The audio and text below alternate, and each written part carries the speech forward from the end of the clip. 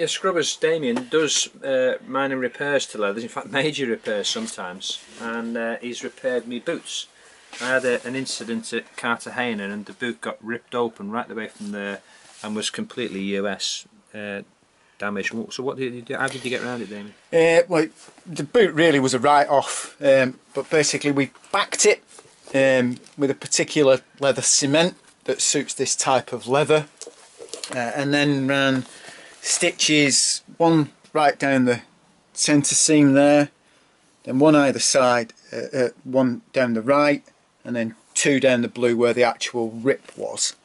And as you can see now, that's absolutely solid as a rock. It's that perfect, isn't going anywhere.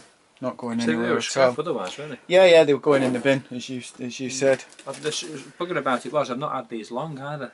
So I was particularly distraught about it. These for a young lad called Lewis Barnes, who bought a suit off me at Donington Park. And part of the deal was that I gave him a free clean as we did the deal.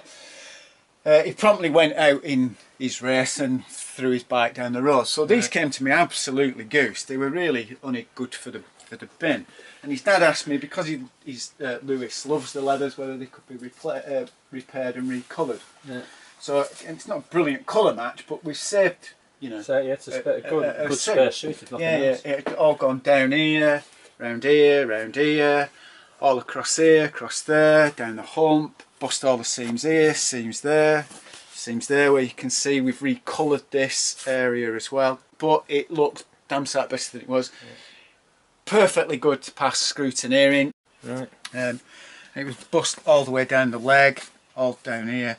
And when people crash, they see seams that are bust and damage. Whereas I look at different things. Here, the seam was stretched. It was ready for going. It was ready for going, yeah. So I unpicked it and redone both sides. He bust down here, but again I've re-strengthened it all down here because he bust that there where you can see where I've like sort of downed it over and backed it. It had stretched here. Yeah. So it's not always just what you see. It's the hidden stuff. Yeah. And I always like stuff to be 100%.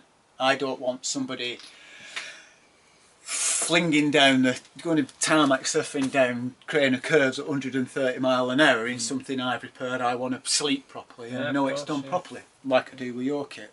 It's important.